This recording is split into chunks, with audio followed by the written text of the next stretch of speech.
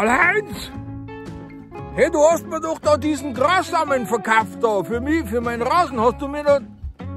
Hey, da hast du mir einen Samen Scheißdreck verkauft, das schaut ganz anders aus. Das ist überhaupt kein Gras, das ist, keine Ahnung.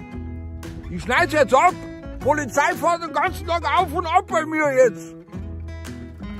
Und lauter so komische Ding fahren da immer her. Macht mich schon ganz wuschig. Ulmsinger? Was?